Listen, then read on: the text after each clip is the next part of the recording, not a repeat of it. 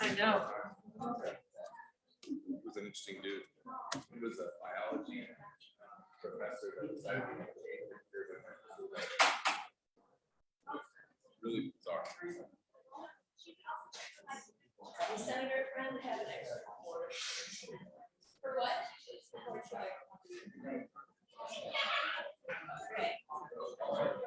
No.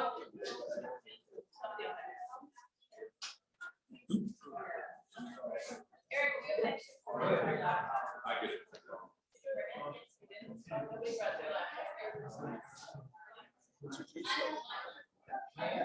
That's an error. Here we go. Here we go.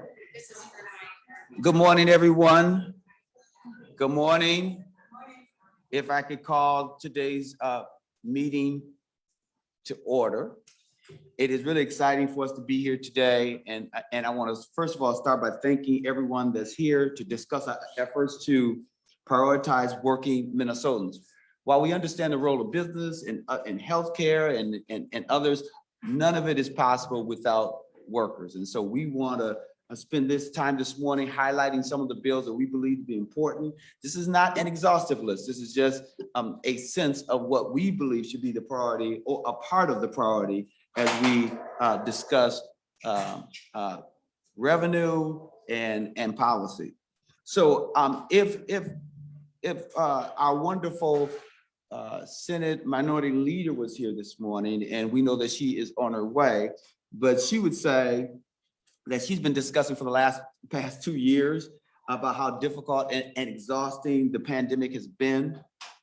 Working Minnesotans, especially our frontline workers, have been a key part of keeping our state running, keeping our businesses open, and keeping Minnesotans safe. Now, without their sacrifices, we know whether that's in our schools or our healthcare facilities, our grocery and retail stores, the very heart of our economy would have been much worse off. And as I'm sure every legislator here and across the Capitol building knows, Minnesota would not have a projected 9 billion. I almost said 9 million. And everyone around the room looked at me and said, wait a minute, it's $9 billion state budget surplus without working Minnesotans who day in and day out make this state work possible. Unfortunately, despite your heroic efforts and the past 2 years, working Minnesotans have largely been excluded and ignored by the Republican majority in the state. The very people who keep us safe, keep us healthy, keep our children educated, and keep our families fed have not had a seat at the table, unfortunately, in this Republican Senate.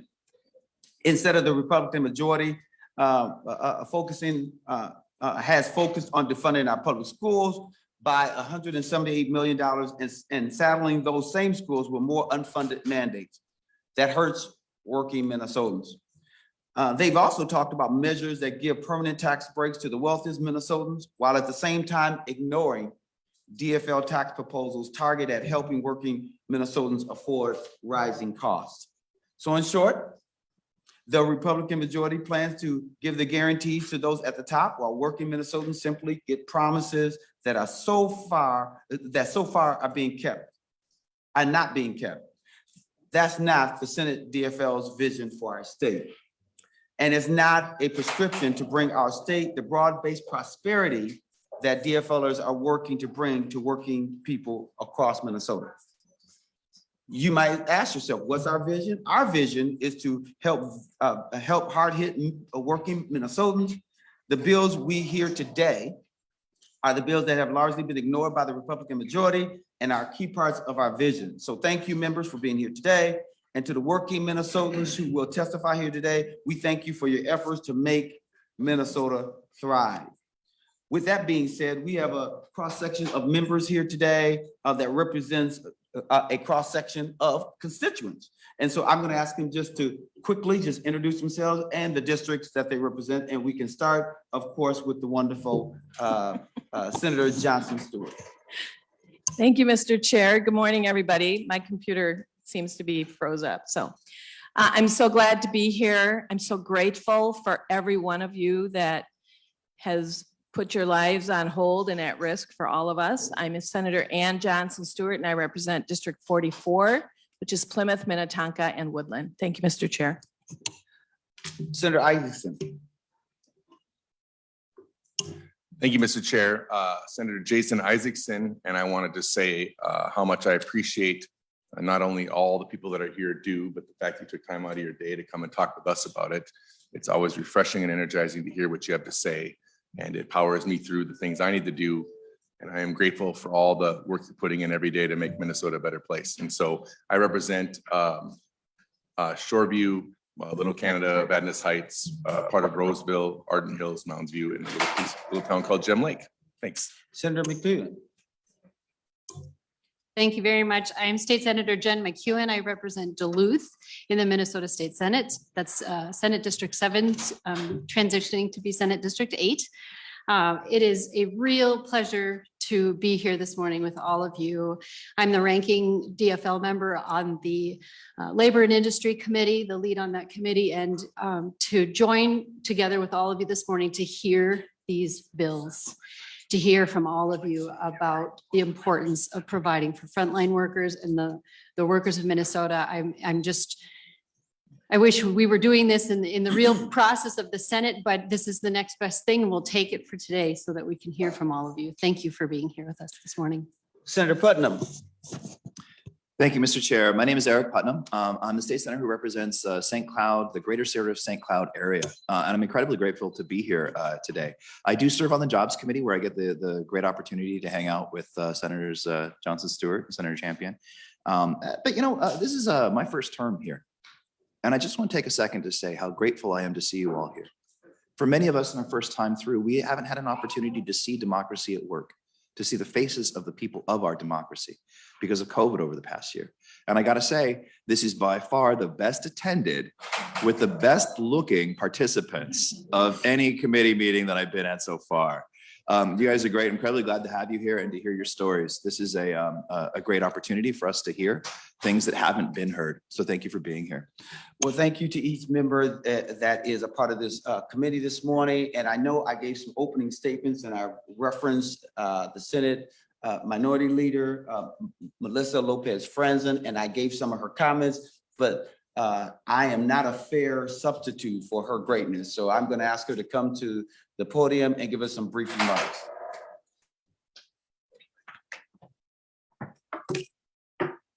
Thank you, Mr. Chair and members, and welcome to the Minnesota State Senate.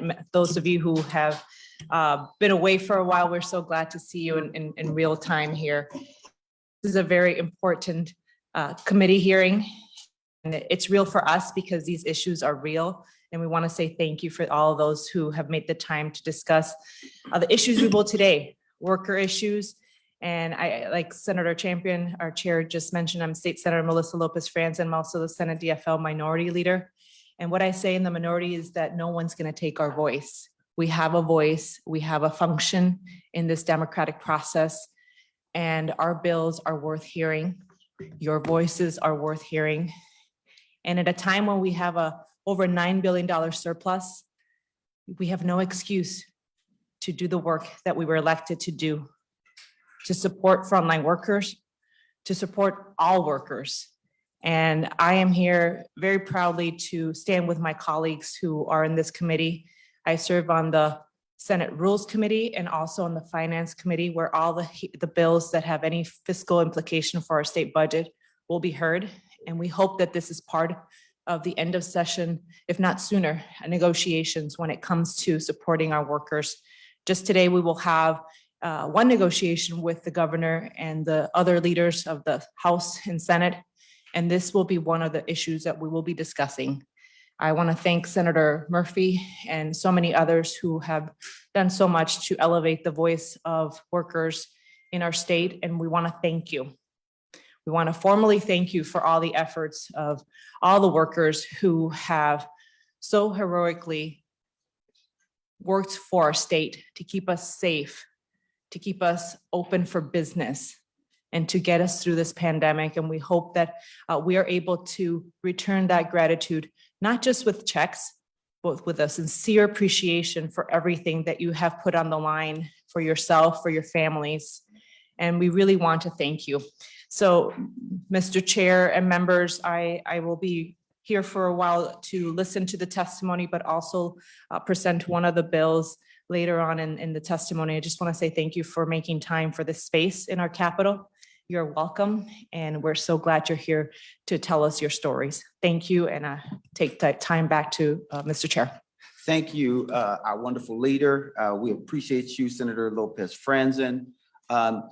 Because of time, we're going to try to make sure that we get this committee hearing going. So I'm going to ask Senator Murphy to go to the table and start her presentation. And if I can get Courtney Hubert to sit next to her so that when it's your turn to testify, you are prepared. So thank you so very much. We are now listening to Senate File 2650. Senator Murphy.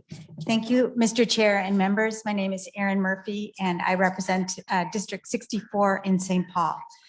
I am grateful to the committee members and to my colleagues in the Senate for using our power to convene, a power granted to every member of the legislature, and to bring forth issues that are being ignored right now by the Senate Republican majority, including this one, Senate File 2650. A bill that makes good on the promise that we made to 667,000 frontline workers who at the start of the pandemic had no choice but to go into work. And they went into work not knowing the risks that they were facing, other than there was a disease that was spreading, that was hurting people, and in some many cases, killing people. They were required to go to work. They kept us healthy, they kept us safe and alive, and they kept our economy moving. And 2 years later, and the reason why we're doing this today is because it marks the 2-year memorial of the stay-at-home order. 2 years later, Minnesota's economy is strong and it's thriving for very, very many people. And our state is benefiting from that with a $9.3 billion surplus. Last year, we made a commitment to frontline workers that we were going to deliver to them frontline worker pay. We had a long summer and fall discussion where we modeled a bill, which you can see the fruits of in the proposal before you now. That working group came to a stalemate because our Republican colleagues decided not only that some frontline workers were not worthy of frontline worker pay, and they produced an alternative proposal that left out many of the 667,000 Minnesotans who did so much for us at the start of the pandemic. But they also injected issues not related at all to frontline worker pay, like the firing or proposed firing of a commissioner, or taking up anti-vaccine mandates, or taking up emergency powers and wanting to dismantle emergency powers, all barriers to getting a solution to this problem, all barriers to coming together in a special session to fulfill our commitment to the people who did so much for us. Thus far, there has not been a Republican proposal introduced this session on frontline worker pay. The only one in the Senate right now is the one before you. And the Republicans, just like last session, refused to give this bill a hearing thus far. We are in a room filled with Minnesotans who did this work for us, and I'm so grateful that they are here, not only so that we can thank them for everything that they have done, but so they can see that we are continuing to work to fulfill the commitment that we made to them. Yesterday, I was invited with my House colleague, Cedric Frazier, the author of this bill, in the House to celebrate Mass in Worthington, Minnesota at St. Mary's Catholic Church.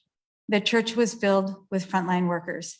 The church was, it's a beautiful church. The Mass was delivered in Spanish.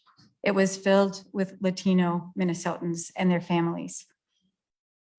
We memorialized the 2-year anniversary of the stay-at-home order, and after Mass, we went to the Catholic church next door and into the cafeteria and had a roundtable discussion. And once again, I listened to the stories of Minnesotans and what they've experienced in the last 2 years, and I just want to share 2 of those stories with you. The first was from a father who was working in the meatpacking plant, JBS, and he and his wife were both workers there, and they went to work. They had to go to work. And they went to work and they experienced COVID. Their coworkers got sick. There were people who died. They knew they were at risk. And their families understood that some people were staying home. And you'll remember the stay-at-home order said, we want most of you to stay home. Stay home, don't congregate. We're going to give you unemployment benefits so that you can keep your financial security intact. But a subset of Minnesotans, we need you to go to work. And they did. His young son said to him, Daddy, why do you have to go to work? I'm scared that you have to go to work. I'm scared that you're going to get sick. I'm scared that you're going to bring this home to us. And he said to his son, I have to go to work, and if I don't, I'll lose my job. That was the choice that was made by so many people across the state of Minnesota. In addition to that, another man shared with us that when the stay-at-home order was put in place, he was required to go to work. And his choice was this: go to work and face the risk. Don't go to work and lose your job. No opportunity for unemployment benefits. For his financial security, for his livelihood, to feed his family, he had to do that work. And for our Republican colleagues to suggest that their labor is not worthy of frontline worker pay is absurd. Many, many people put themselves on the line for this proposal. Many people did a lot of work for all of us. And it's time for us to recognize that and keep our commitment. The last thing I will say, in that room, first in the church and then in the cafeteria, I was surrounded by people who know we've made this promise to them. And if we do not fulfill our commitment to them, not only are they out $1,500, which will be very meaningful for them, but one more time we will say to Minnesotans that we're not going to keep our word. And that erodes faith in this very institution in which we're working, the institution of a legislature, the institution of government, and the institution in a politics that's meant to serve people. That's very, very damaging for us. And we must use our voices, our powerful voices. And as I said to the people in the church yesterday, we have to pray for those who are resisting this to open their hearts to do the right thing. Thank you for hearing this bill today. I'm really grateful for you, for all of you, and I'm eager for you to hear the testifiers. And I hope that eventually we'll look favorably upon this proposal, make it law, and reward the people who've done so much for us. Thank you, Mr. Chair. Thank you, Senator Murphy. And thank you for those words. Thank you for contextualizing it. And thank you for making sure Minnesota understands what is happening here. Each testifier is going to be given 2 minutes. And so we'll ask that you adhere to that. So we're going to ask Courtney Hubert to come forward. And then after that testimony, we're looking for Inacia Ambrose. I hope I'm pronouncing the name correctly. If I'm not, you can get ready after. So go forward. Thank you, Ms. Hubert. Good morning. My name is Courtney Hubert and I live in Northeast Minneapolis. I joined UFCW Local 663 in 2004 and currently work at the Cub Foods on Lake Street in South Minneapolis. When the pandemic started, I worked at the quarry in Northeast Minneapolis. I used to work overnights, so I would go into work at 2 a.m., do my 8 hours and go home. I could complete a grocery order in under 2 hours and order unlimited number of cases of food any day of the week. It was simple. After the pandemic hit, it was insane. My shift started earlier because writing an order went to nearly 7 hours. We were limited to 1,000 cases, and therefore I had to use 2 order guns, one to scan if the item was in stock and the other to actually order. The delivery truck showed up whenever. The night stock crew worked whenever hours, and all departments would work whatever load showed up. On top of all that, we had customers reaching over our shoulders for products and sometimes into the cases before it even hit the shelves. There was always someone not wearing a mask in the store, and it was up to myself and the other managers on duties to enforce the policies. I've been screamed at and threatened to be laid out. After that, I started carrying pepper spray while at work. On the plus side, we all got a lot of hours. However, that was accompanied by a lot of stress. Thankfully, our employers paid us if we tested positive. But if you were sick and tested negative, you were excused but not paid unless you used your vacation. Some of us were able to make the choice to use our vacation, and some had a paycheck while others didn't. I also saw what was happening to my fellow essential workers in other industries when I was on and off the clock. A lot of nurses would shop our store at shift changes, and the nurses would tell us, thank you for the work you're doing. And we would look at them and say, no, thank you for the work you're doing. My sister runs a home daycare. I was terrified about bringing COVID home. All of the family in my sister's care had essential workers in their ranks. A 5-month-old baby in my sister's care got COVID from his father. Then my sister and I got it too. She was closed for almost a month. Imagine the families having to scramble to find childcare and for my sister out of work that long.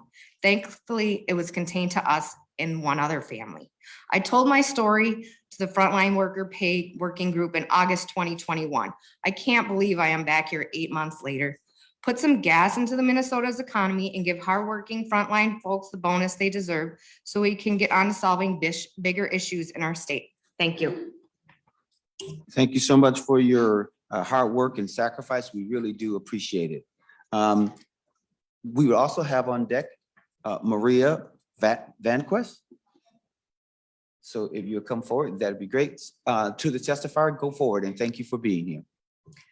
Good morning, everyone. My name is Ignacia Ambris, and I'm also a social worker. I mean, not a social worker, but essential worker. And I'm a CTUL member for many, many years. And I'm here just to support everyone that has been supporting me.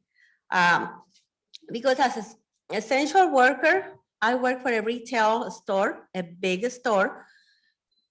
I've been working many, many hours.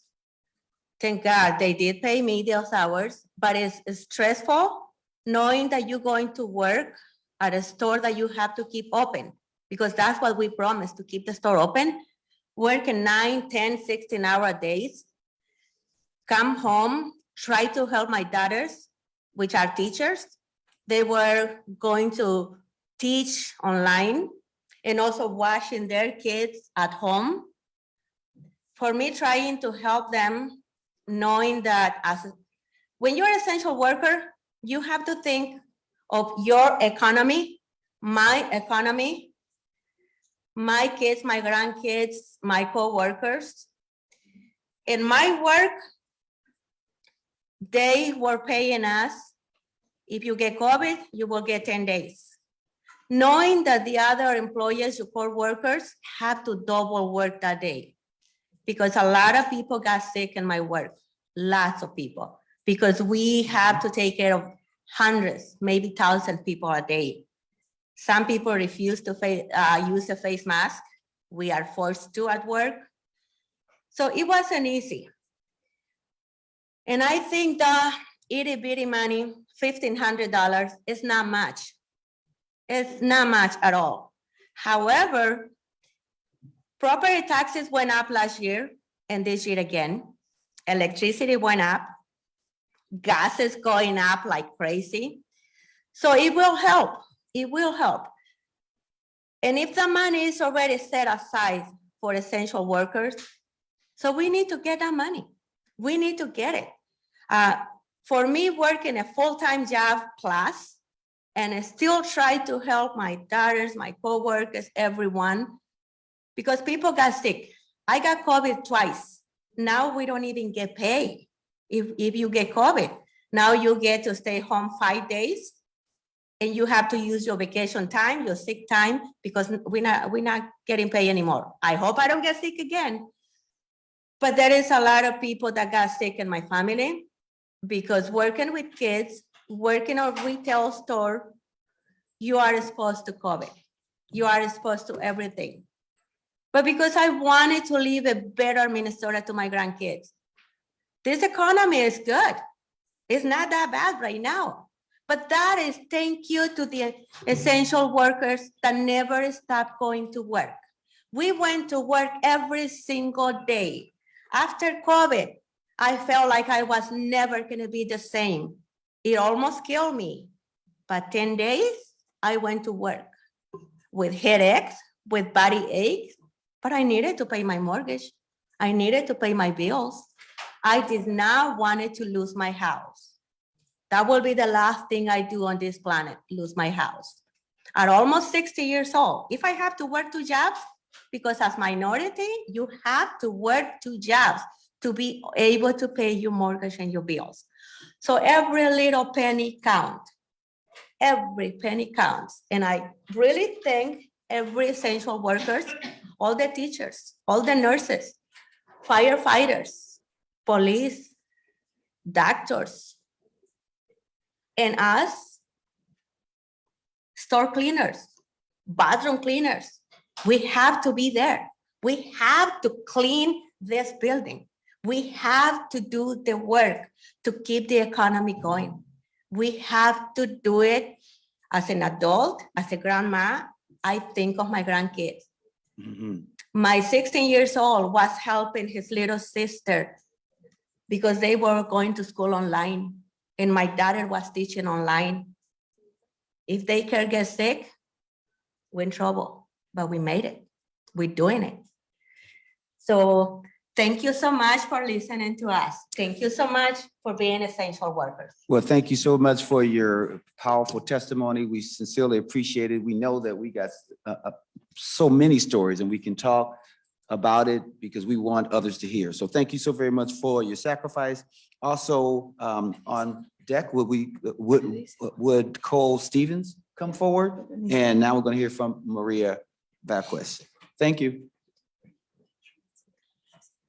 Buenos días. Gracias por darnos este espacio. Mi nombre es María Vázquez. Vivo en San Pablo. Trabajo como asistente personal. Cuidamos ancianos.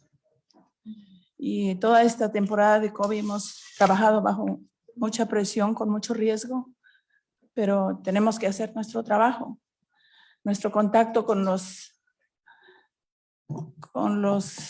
enfermos, con los ancianos es muy pegado porque hay que bañarlos, darles de comer, ponerlos listos para la cama, para el día, para asistirlos en todo momento.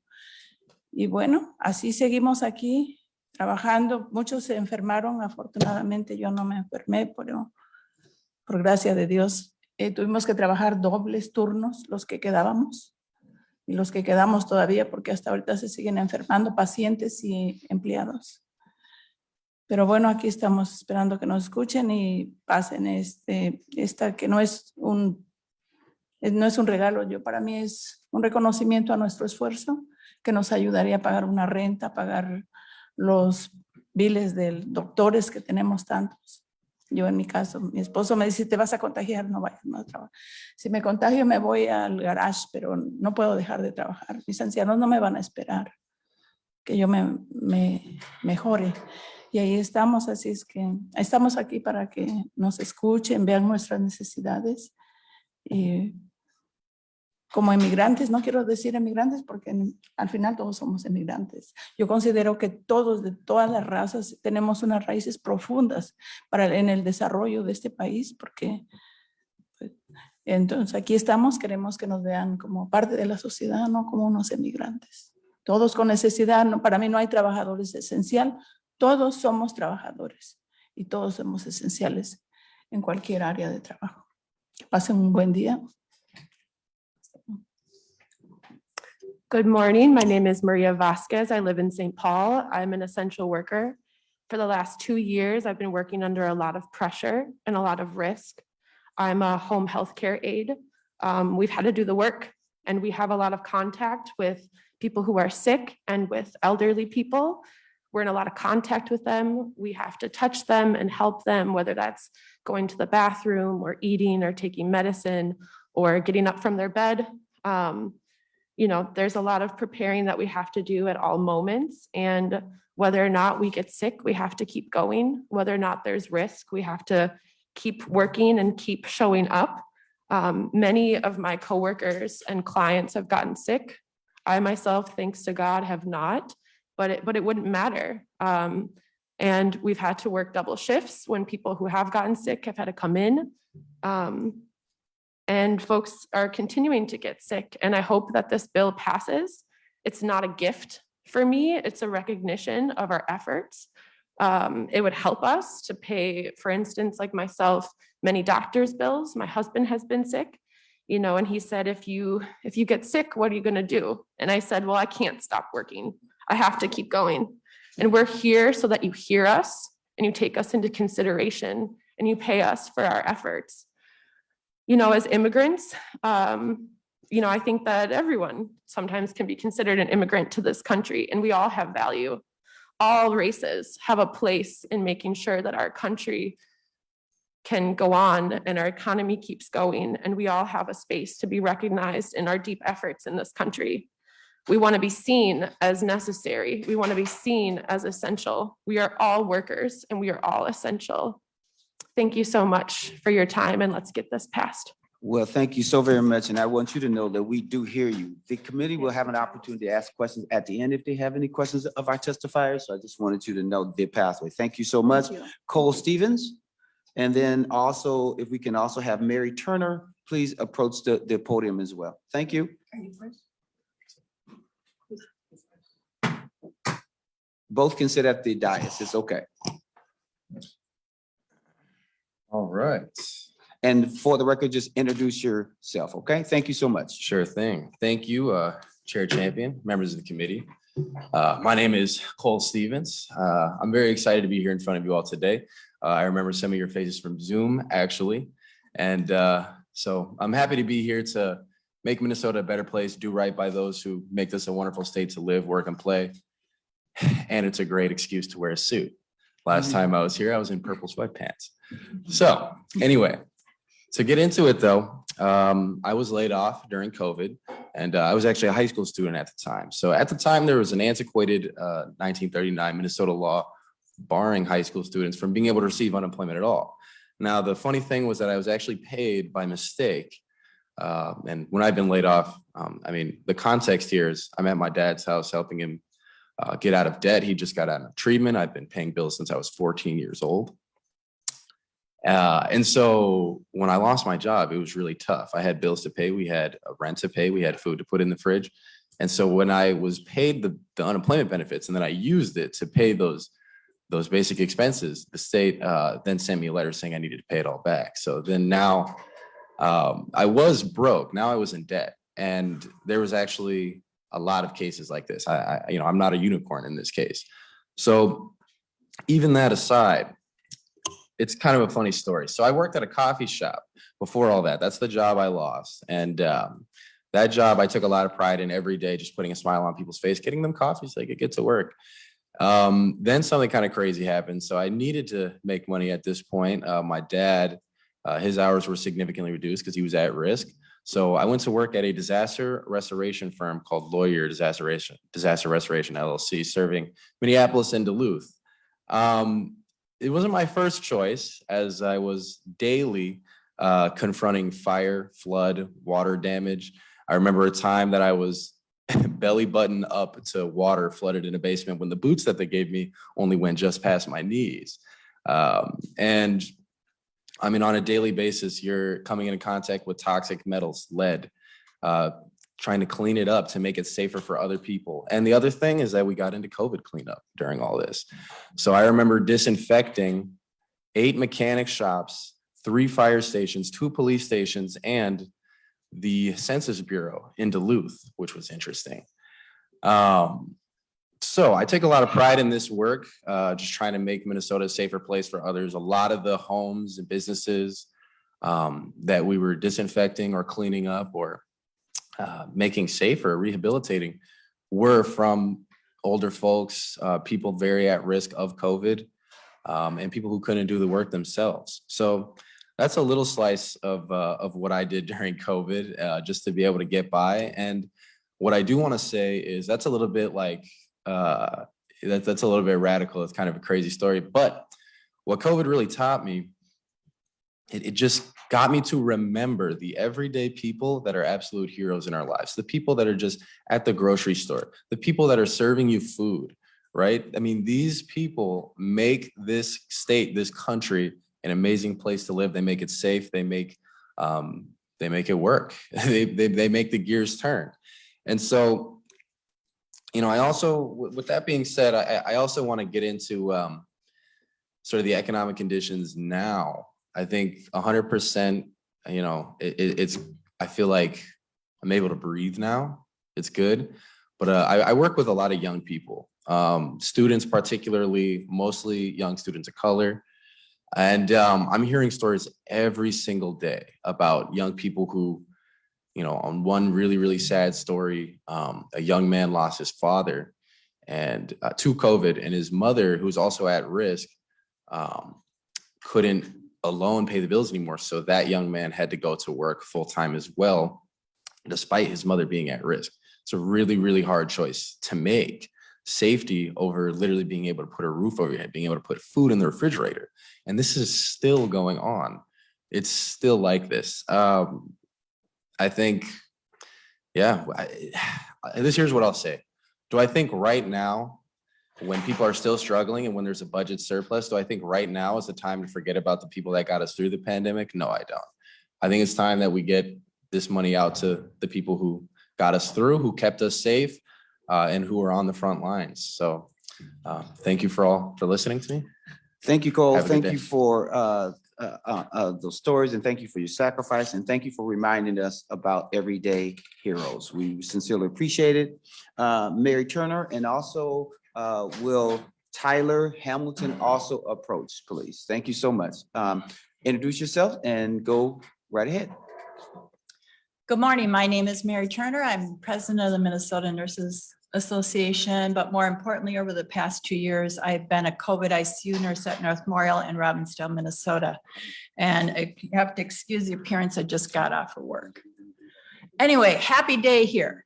First weekend that we haven't had somebody die on my floor. Happy day. The center table in our station has a basket that's overflowing with N95s. The census is down, the COVID numbers are down, and nurses are getting a little bit of a breather before trauma season kicks in. So happy day. And you know, it appears like the Republicans want to say it's a happy day, so let's just move on. It's no longer a pandemic, it's an endemic. And I read in the paper that the 250 million even, nobody, they don't want to do anything about that. Like Aaron said, they want to break that promise. But, and also they say all workers are equal. We don't want to divide the workers. So we should give a tax break to everybody. Well, I'm the last one to say that all workers aren't equal. We are all equal. And I fight for all workers everywhere. But I'm sorry, during this pandemic, to sit and say that the frontline workers, the nurses, the doctors, the respiratory therapists in my world, all the people who kept people going healthcare wise, who took the risk, we are not equal. All the grocery workers, the cleaners, everyone else that I have been on the front line fighting for the past 2 weeks, the past, year and a half, we are not equal. We have been heroes. We have been there. And you're going to ask me now, the Republican Senate, you're going to ask me now as a nurse leader, as a healthcare leader, you're going to ask me now to forget about that moment, that look of terror on that young nurse's face when we figured out that there wasn't going to be a basket of N95s. There was going to be one N95 that they had to wear until it fell off their face. You're going to ask me to forget about that time that I was caught in a room for over 45 minutes because the ventilator had come apart and there was COVID spewing all over the floor. Did I get a COVID test after that? No. Did any of us whenever we were exposed? No. You want me to forget about the moment? And all of these stories I tell you can magnify 100,000 times all across the nation what healthcare workers experienced, okay? But am I supposed to forget about the night that I looked into and I was on a Zoom call with a man who had the blue eyes just like my father as he died. And I held the Zoom call up to his only son so he could say goodbye. And how I sobbed because I knew that I wasn't there when my father or my brother, my beloved father and brother, died from COVID because they were in nursing homes and group homes and I couldn't be there. All of these stories that I tell are magnified over and over. And now you're going to say, just forget about it and move on? How dare you? How dare you? 2650. Not only should it be, I'm sorry, this should be at the Senate right now. This should be in a committee hearing right now. And the governor should be signing it into law right now. Because it is despicable that we are just going to be asked to move on. We'll just become a couple pages in history. You know, an event that only happens every 100 years. It's just an event in history. Thank you very much. Let's move on. I don't think so. As long as there's breath in my body, I don't think so. Thank you. Well, thank you so very much. We don't think so.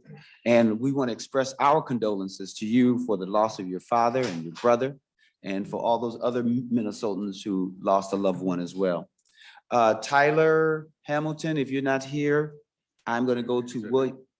No, I'm here. Okay, there you go. All right. And then I also like William Borgo to also approach the dais as well. So thank you so much. Introduce yourself and go forward with your testimony. Hello. So my name is Tyler Hamilton. I am an Amazon warehouse worker. So even before COVID, it's never been a cakewalk working at Amazon. Like according to OSHA, the injury rates, even before COVID, were twice the normal warehousing industry injury rates. But COVID was definitely something else. So a lot of people, we never got the opportunity to like work from home.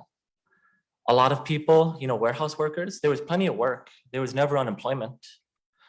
But once COVID hit, I still remember the first couple of workers who like, they just disappeared. No one knew where they went until we found out they had COVID.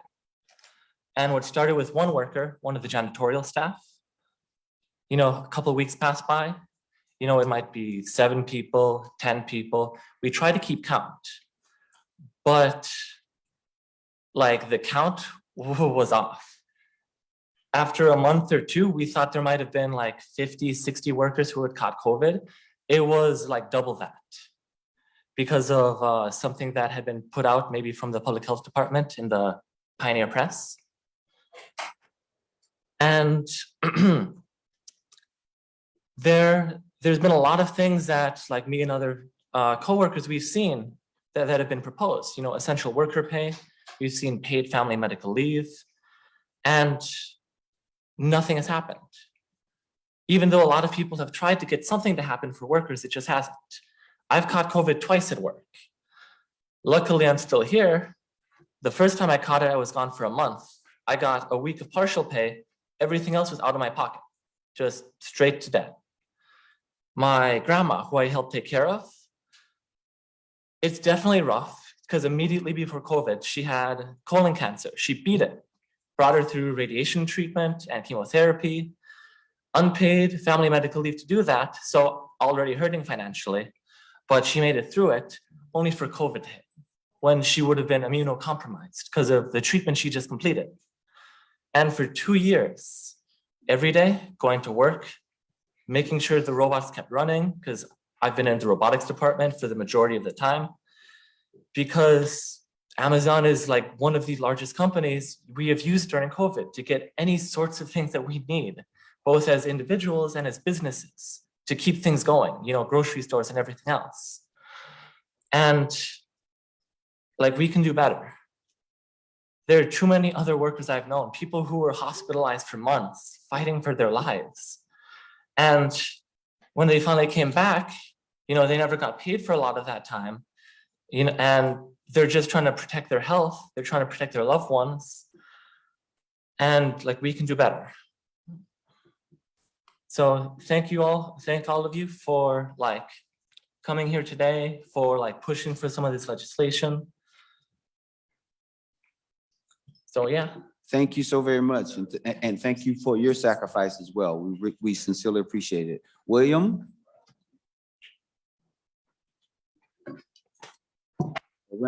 Borgo. Introduce yourself and go forward with your testimony. Thank you so very much. Thank you, Senators, for the opportunity to speak before you. Good morning. My name is Bill Borgo, and I represent 82 education support professionals as the union president of Local 1802A for the Morris School District. It's hard to believe that March 2020 was 2 years ago now. The #1 priority was the safety of our students and employees. However, our nutrition department and paraprofessionals remained in the schools. They are the true frontline workers, showing up every day because children still needed to be fed, providing daycare to Tier 1 workers, and delivering homework to students at home. When Governor Walz mandated childcare operations in schools, education support professionals stepped up to the task and provided the much needed childcare so other frontline workers could do their jobs. As you may know, these members also worry about the increasing cost of healthcare premiums. Many ESPs work just to pay for their healthcare. So the uncertainty of how work assignments were going to be completed just added to the stress and anxiety already present. Fast forward to the 2021 school year, and unfortunately, many of our ESPs were still working in person. Several members were required to stay home in quarantine after encountering a positive case. One member was required to quarantine twice in 2 months.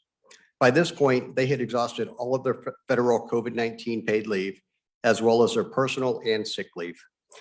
This individual has told me that the situation of having to quarantine with no leave available caused them to be homeless for a time, living in a house with no heat, electricity, or water. This all occurred during the month of December 2020. They had no way to pay for medication required for a disabled spouse, food to eat, or even gas, which would allow them to drive to appointments.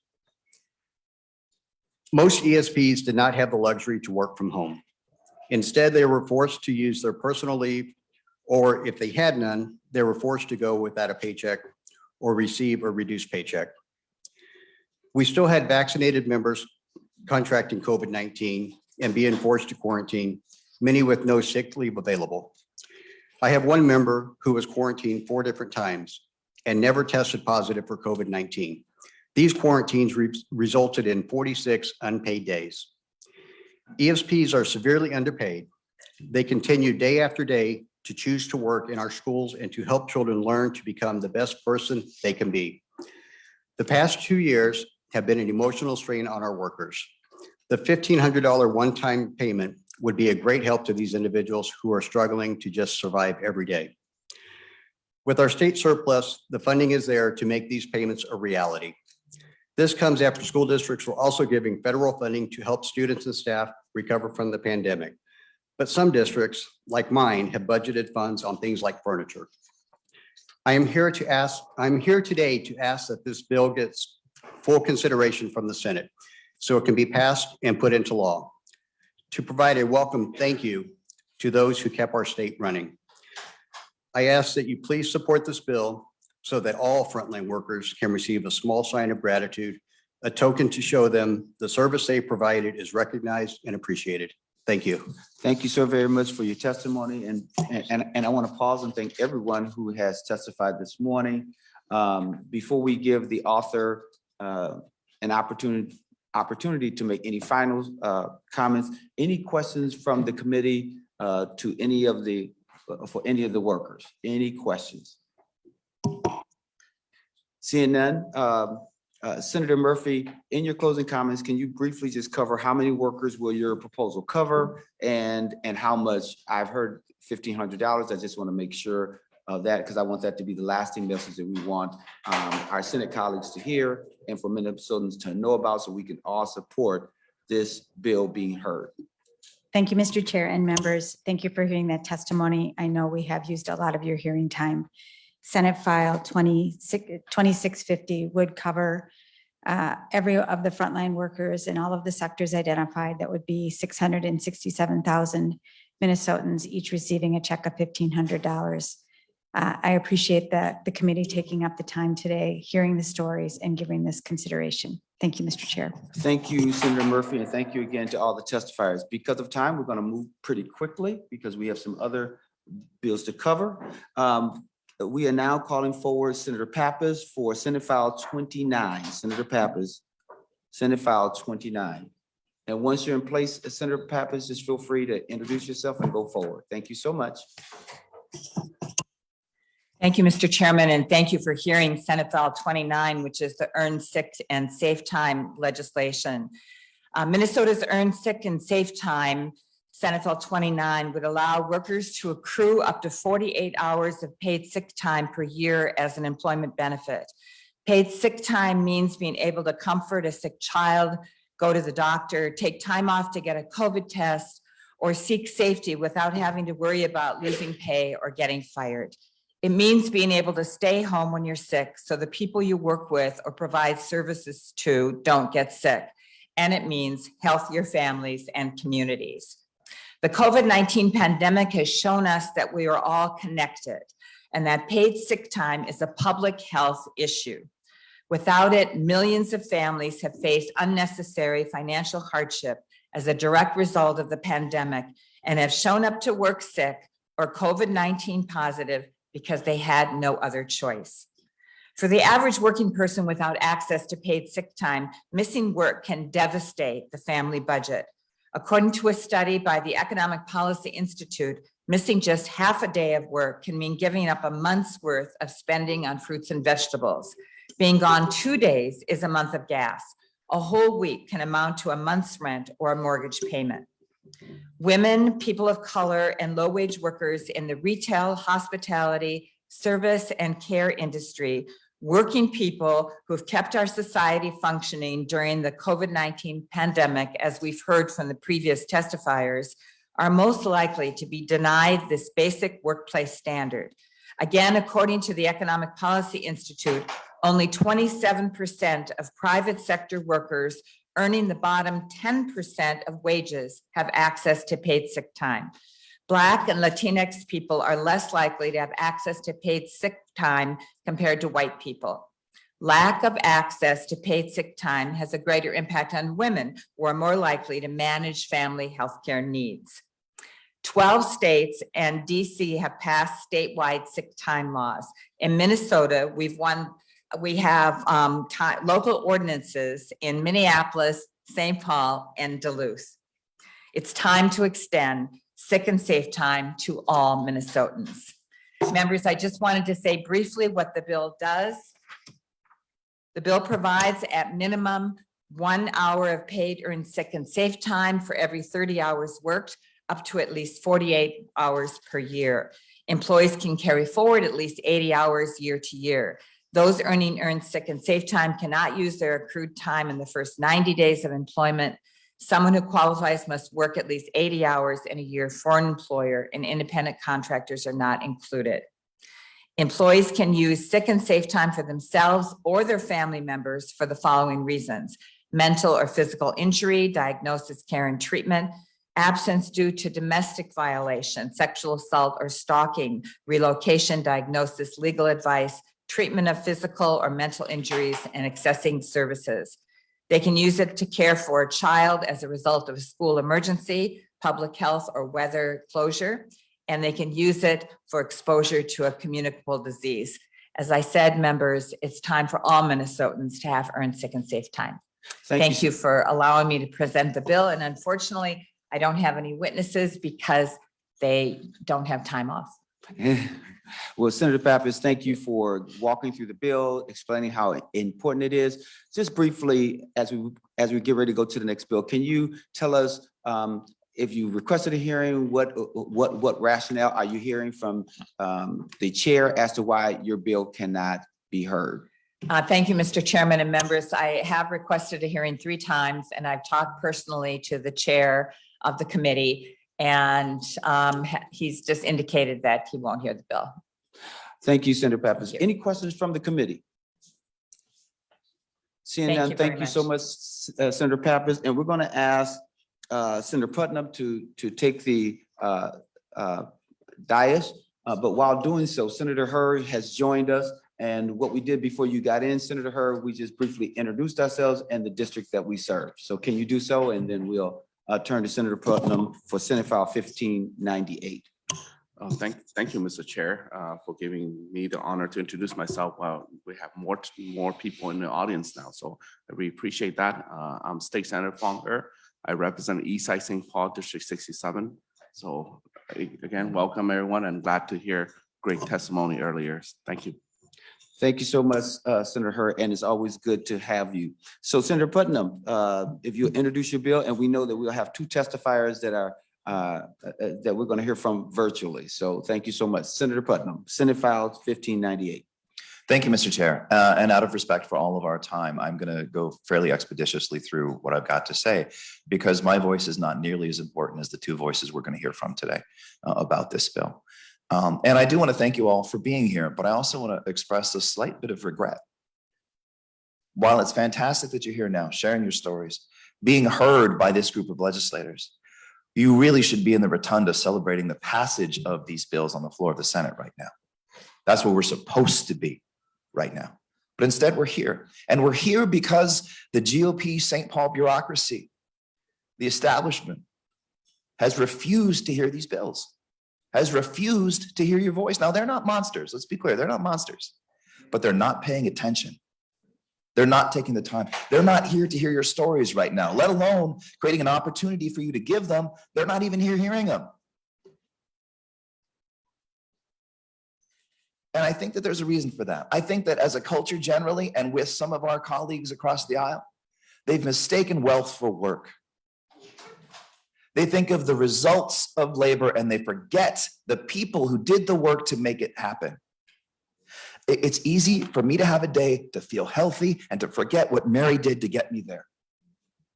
It's easy for us to go get coffee from Cole. He's not here right now. I think he left. It's easy for us to go get coffee from Cole and forget where the bean came from and what he had to do to make it available for us. And there are people at home right now, perhaps, having bacon with their breakfast, about to have a great day today, and they forget about the hard day that someone else had yesterday so that they can have a good day today. And to me, that's one of the most compelling things about your presence here today.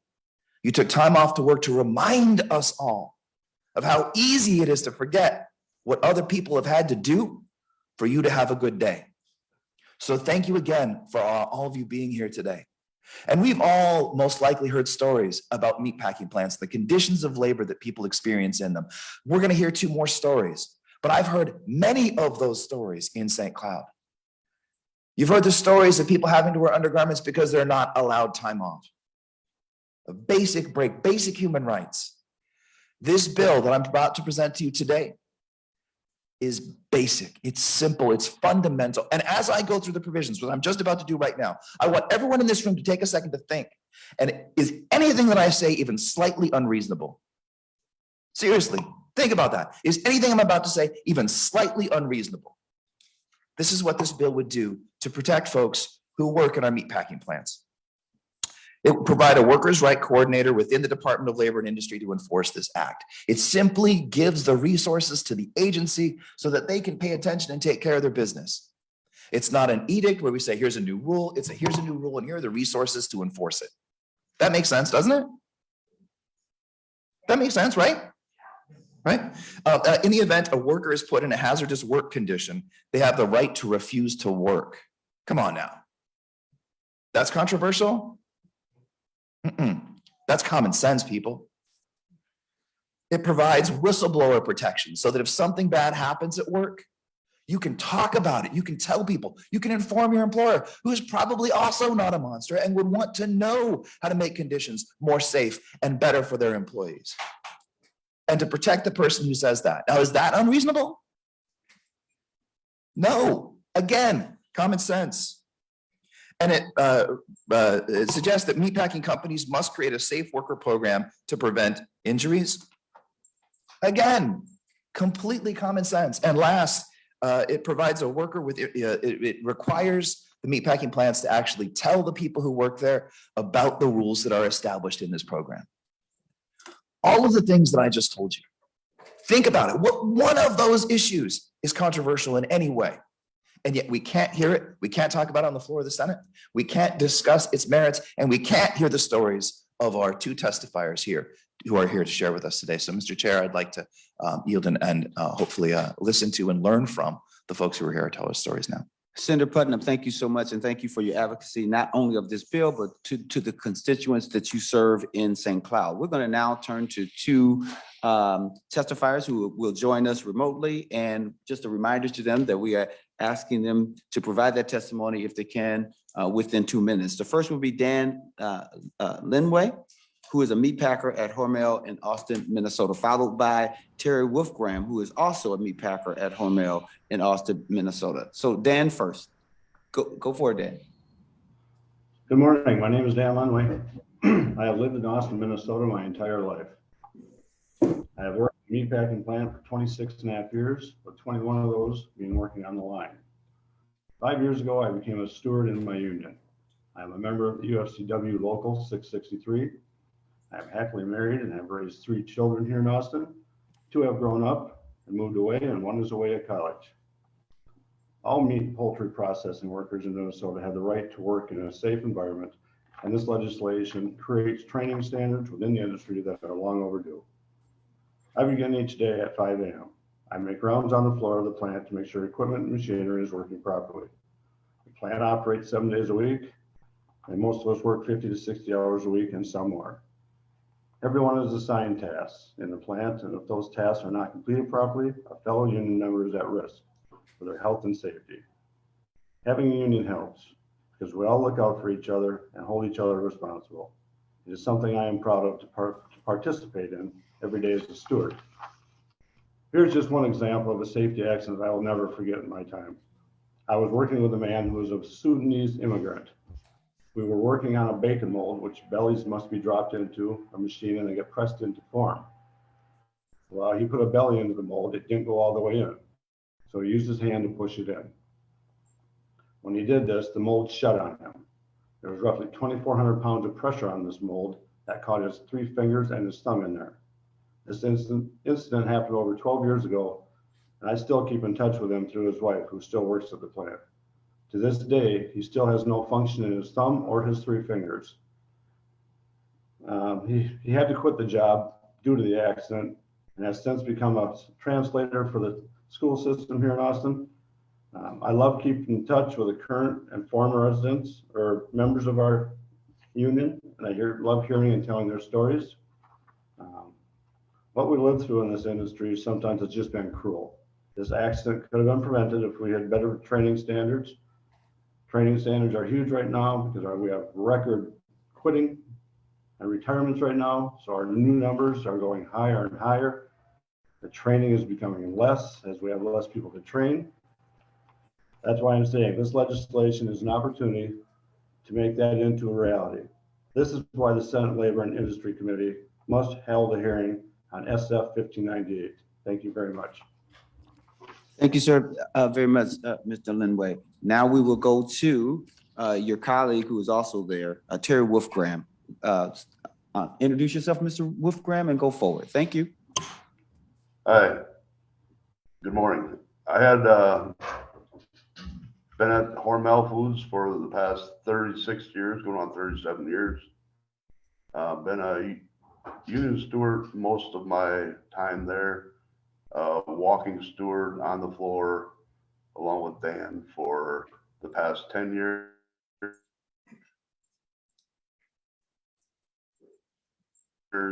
We cover 3 shifts. I raised three kids, 2 boys and a girl. And it's always been a challenge working and raising kids.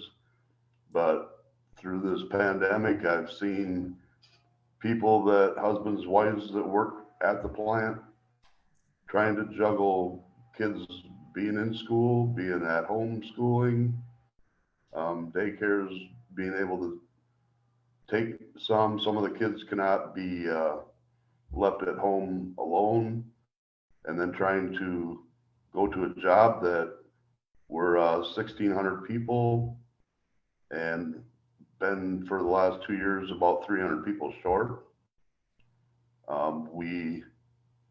When someone is sick, especially through the COVID, when they would get quarantined or would be sick, we've had some members that have been in the hospital for long periods of time. They've been in nursing homes because of it. Everyone else has to pick up the slack. So in a moment's notice, you work 8 hours. Next thing you know, you're working 16 hours without being able to let your family prepare for you not being there, much less spending any kind of quality time with your family. The people have been having to work harder because we have to social distance, spread lines out. That means more room between people to get the meat from one person to another person, just all more of a challenge to perform your duty. Not to say anything about the stress that people put on about being afraid of getting sick or bringing something home to their family that is quarantined. I just see it's a big challenge for people to keep up monetarily, even though they're working a lot of hours. Their cost of stuff is extremely more than normal. So I believe that we need to get this passed for the people so that I have people that can't go to the doctor comfortably because they have outstanding bills and they are trying to make ends meet. I have family members that work, husband, wives, that one or the other has not been able to work. So I would really love for our members, essential workers, to get some relief by this $1,500 would really help them. So I would like to see this pass in this SF 1598. Thank you for your time. Thank you so much for your testimony, and we do appreciate you taking the time out of your busy schedule to join us virtually today. So we appreciate that. Any questions for the testifiers or for Senator Putnam before we go to the next bill? Any questions, committee? Senator Johnson Stewart. Thank you, Mr. Chair. And I just want to affirm what Senator Putnam said. Today has been extremely moving in that it's pointed out how guilty I am of thinking COVID was easy for me to go through. My family and I had the privilege of staying home, of working from home, even though I'm in the construction industry. I was able to send my workers out. They worked outside. We did not have COVID hit our office, but again, we weren't nurses or food workers. And I want to say a heartfelt apology and acknowledgement that for the majority of Minnesotans, we were in fact able to live in ways that were healthy and safe, and so many here were not. I'm also struck by the reality that so many of our testifiers are people of color, and our health professionals are people who work hard. And again, I just want to affirm what Senator Putnam said, in that we have in this country really removed the idea of hard work from wealth. And it's a direct inverse proportion, in my opinion. Those who work hardest are in fact the least wealthy. So I realize we're almost done here, but again, Senator Putnam said it best, and I just want to thank him for that and thank everybody in the room for their testimony. Thanks. Thank you, Senator Johnson Stewart. Any final words, Senator Putnam, before we go to Senate File 3027? So we need you to give us final words for Senate File 1598. Thank you, Mr. Chair, and thank you, Senator Johnson Stewart, for your candid comments. And thank you to Dan and Terry for testifying. But equally as important, thank you all for listening, for being here, for taking time out of your lives to hear someone else's struggle. We need to do a lot more of that, not just in the Senate, but in general. So thank you all for being here today, and thank you, Mr. Chair, for the time. Thank you, Senator Putnam. And we certainly will support movement of Senate File 1598. Now we're going to go to Senator Lopez Franzen, who is our Senate Minority Leader for Senate File 3027. And while she's getting ready to give her words, I also want to pay homage to all the labor leaders, one in particular, Brian Elliott, who I know, even though I know others, but I want to thank him just for all the work that he does as well. Senator Franzen. Thank you, Mr. Chair, and I'm here on behalf of the Chief Author, Senator Aaron Murphy, to present Senate File 3027. I'm a proud co-sponsor, and this is one of our DFL Senate priority bills this session. And it's no surprise, as you've all heard today, all workers matter, and we're here to support all of you. We can all probably agree that few have faced as much adversity and exhaustion and disruption as our nurses, who, even as we speak, are continuing to care for patients at the bedside around the clock in large and small communities across our state. Nurses have stepped up and put their own health and safety at risk because they are committed to delivering high quality care despite the dangers and adversity. But that comes at a high cost, not only for nurses, but for our state. And as the pandemic has surged, many nurses have worked in conditions that have at times resembled war zones. Nurses have come often to work and find out that because our hospitals are understaffed, they have to work double shifts. And many worry that they are continually stretched to the breaking point that would impact the care they give to patients.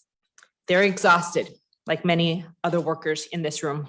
And unfortunately, they're considering leaving the profession they love at the very time that Minnesota needs them the most. In short, Minnesota needs a solution for a nurse staffing shortage that has left nurses overworked, hospitals understaffed, and put patient care at risk. That's why the DFL Senate Caucus is prioritizing the Keeping Nurses at the Bedside Act. And really quickly, it's a comprehensive bill to support our state nurses by giving them the support and input in staffing decisions at every Minnesota hospital, by establishing committees made up of both nurses and hospital management to set staffing levels. It would also help reduce the number of nurses leaving the profession with provisions to recruit and retain nurses.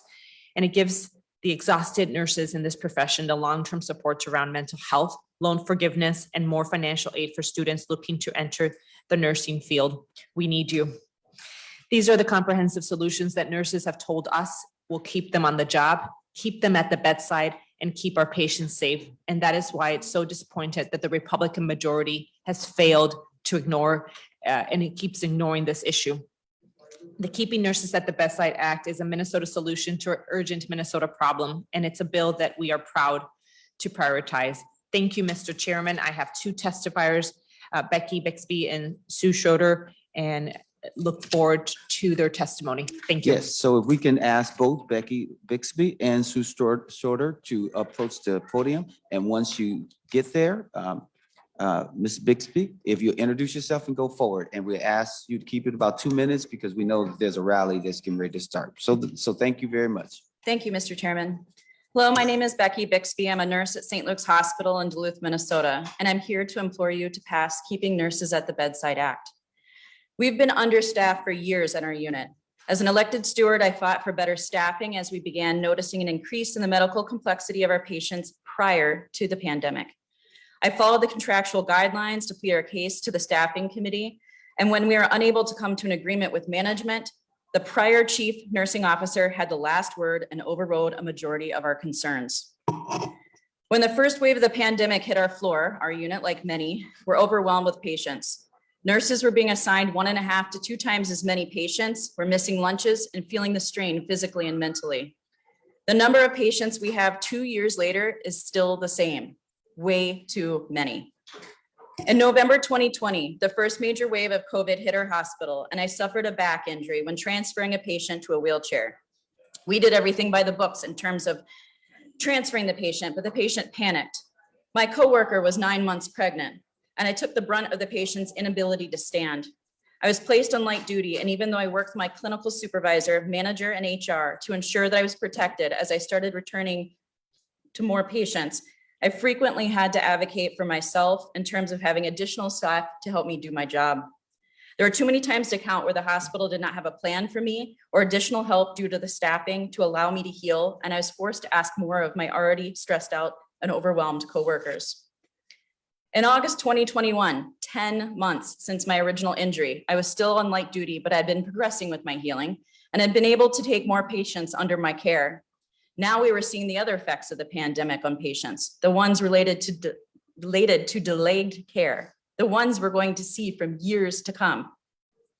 I had a stretch of shifts with too many patients who are extremely ill, patients who are confused, setting off bed alarms, patients who were incontinent of stool almost every 30 minutes, patients who needed assistance with meals, patients returning from surgery requiring close monitoring. When I called the nursing supervisor to let them know I was having an increase in my back pain, I was told, "We physically do not have anyone to send you." I was stuck. I had patients under my care, my license, and I felt I could not leave the other nurses because they were also overwhelmed. Like many nurses, I didn't get a break. There was no time. I finished my shifts that week and ended up exacerbating my injury to the point that the pain was worse than the original accident. I was essentially back at square one at work and with my family. Shortly thereafter, my doctor questioned whether or not I should even consider leaving the nursing field altogether, and I broke down in tears in his office. Nursing is my calling. I took a leave of absence, and when I returned to what I call super light duty, I helped in the telesitting office. Patients who needed constant monitoring for their safety or the safety of the staff had a live stream camera placed in their room. We monitored them from several floors down, and sadly, we saw many horrible things that I can never unsee. Nurses constantly putting their bodies at risk when rolling a patient or trying to adjust the patient's positioning because they couldn't find help. Waiting hours as a patient waited for assistance to eat. Patients waiting too long to be repositioned, which increases the risk of bed sores. And we watched family members cry at the bedside alone because there were too few nurses to help them cope. I knew the nurses were running constantly, often without breaks, but there's nothing else the nurses can do. Chest pain, stroke alerts, emergent surgery all come first. We had a new trainee in the office one morning and we watched in horror when one of the COVID positive patients kept pulling off his oxygen. We watched as this sweet, confused elderly gentleman removed his oxygen once more, and we immediately called the unit twice. We called the nurse twice. All of this happened in 3 minutes. He died in 3 minutes as we watched. We cried. The nurses finally, who got to his room moments later, cried. This was someone's father, someone's husband, grandfather, and friend, and no one should have to die alone in a hospital. Hospitals are always blaming the pandemic for their staffing issues, but the staffing issues started way before the pandemic. Hospital management holds the final say in how many nurses they hire per unit and what they do to retain current staff, which is often too little. Hospitals are telling us we're too poor, while they continue to build new floors, new buildings, new surgery centers to remain competitive. Nurses are leaving the bedside due to the horrible conditions they have to work in and day out, with little to no relief since the pandemic began 2 years ago. Nurses are getting injured physically, mentally, and psychologically as they try to deal with the inability to be all places at all times. If we make a mistake, not only do we hurt somebody or risk hurting them, we also risk losing our nursing license, our way of life. Who then will pay our bills, our student loans? Who will support our families at that point? At our facility, numerous nurses have admitted they started on or increased their anxiety or depression medication. We've had 3 staff suicides since the pandemic began. Even if COVID ended tomorrow, the risk to nurses and their patients will be here for years to come due to the delays in care and complications arising from COVID itself. Management is still not listening, doing too little too late, and hospitals need to be held accountable. I need you to fight for us, to make sure that our nurses are protected and continue to stay in the healthcare system where they are so desperately needed. We need you to protect us so we can protect your constituents, your loved ones. I'm begging you to pass Keeping Nurses at the Bedside Act, and in doing so, you will also be saving lives, and it might even be yours. Thank you. Thank you so very much. Thank you for all your work. I sincerely appreciate it. Now we will go to Sue Schroeder. Once you introduce yourself, please go forward with your testimony. Thank you so much. Hi, my name is Sue Schroeder, and I'm a nurse and work on adolescent mental health at Abbott Northwestern Hospital. I've been a nurse for 43 years, 23 of them at Abbott Northwestern. I've been both a formal and informal leader throughout my career. I've actually loved nursing through the challenges of evolving healthcare and increasingly complex care in the hospital systems in the last 43 years. I value the time that I get to spend with patients and families, teaching them the strategies they will need to weather their medical or mental health care crises. In the spring of 2021, Abbott Northwestern Hospital, a part of Allina Health, decided to change the staffing ratios across the four mental health units so that individual nurses not only had the responsibility for the care of a greater number of patients, but also to assume some of the responsibilities of our support staff. On the child adolescent mental health unit, it meant more responsibilities and fewer nurses to support and to teach the children strategies to manage anxiety and depression while managing their emotions in real time. It also meant fewer nurses to maintain safety for our patients and staff during behavioral crises. Complicating this picture is the complexity of the mental health system in Minnesota. The child adolescent mental health unit at Abbott Northwestern Hospital was designed as an acute stabilization unit. This means that patients coming to the hospital for mental health challenges such as suicidal ideation, self-harm, and psychosis would typically have a stay of 5 to 7 days. During this time, kids can be stabilized by learning skills to manage anxiety and depression, and it also gives them some respite from the environments that were contributing to their crisis, be it at home or school or the community or the streets, before returning to their community. Over the course of the last approximately 2 years, we've been admitting more young people with more complex mental health needs, requiring longer hospitalizations. They're the kids who are often challenging to find placement for because of drug addiction, violent behavior, or chronic difficulty functioning at home, at school, or in the community. This new mixture of acutely ill and chronically ill children and adolescents on our mental health unit has created a new and dangerous mix, an often volatile mix of patients. From February through December of 2021, there were 33 assaults of nurses and support staff on the 4 mental health care units at Abbott Northwestern. These assaults are due to patient violence during behavioral crises. 17 of these injuries were sustained by nurses. 16 of the injuries were sustained by support staff. 9 nurse injuries have been severe enough to require staff to take extended medical leave to recover from their injuries, and 5 of these nurses continue to experience serious and lingering effects from their assaults. Despite this trend of assaults and injuries, there have been no changes in the staffing patterns that would support staff in maintaining greater safety. This is unconscionable, and all of this has been happening in the context of a pandemic. It is frustrating to me to be faced with the dilemma of trying to care for some of the community's most vulnerable children, adolescents, and adults on the 4 mental health units without the resources that we need to successfully and safely do our job. The moral injury that nurses sustain by being unable to care compassionately and safely for our patients impacts us across all communities of the hospital. Every day, our focus is on attempting to keep both patients and staff safe. It is exasperating to me that the executives at Allina Health who are responsible for these staffing decisions are those who could not possibly be further from the bedside or the consequence of their decisions. If one pays attention to patterns of behavior as a predictor of future behavior, hospital executives and administrators are unlikely to respond to these stories in a meaningful way. In the 43 years I've been a nurse, I have not observed a pattern in which resources were increased to help staff manage increasing acuity of the patients over the course of time. I'm well aware that the hospital lobby is large, powerful, and well-funded. We are all well aware that nurses having to care for more patients is a money-saving tactic for the corporation, despite Allina executives earning millions of dollars.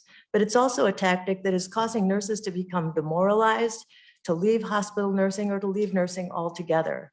It is creating nursing shortages that profoundly affect communities in which we serve. We don't need the nursing compact. We need protection for Minnesota nurses so that they can feel safe to return to the bedside to care for Minnesota's most vulnerable citizens. Our ask is that the Minnesota State legislators support M&A legislative proposal keeping nurses at the bedside. This is not a one-size-fits-all solution to legislate nursing ratios overall, but a thoughtful process that would allow nurses to have a voice in the process of staffing ratios based on patient acuity in each hospital. With this system, we could more safely do our jobs, avoid moral injury, support nurses at the bedside, and increase the overall health, safety, and satisfaction of patients, nurses, and our community. I really appreciate the opportunity. Thank you so much for your testimony. Thank you to everyone who participated today. Thank you to staff, Bailey, Luke, and others. Workers, thank you for your testimony. Minnesotans and allies, thank you for joining us. Senator Lopez Franzen, thank you for your leadership. Every Senate author of the bills we heard today and those that have been introduced are important public policies, and we celebrate them as well because we believe that all Minnesotans deserve respect, honor, and appreciation. Thank you so very much and have a wonderful day.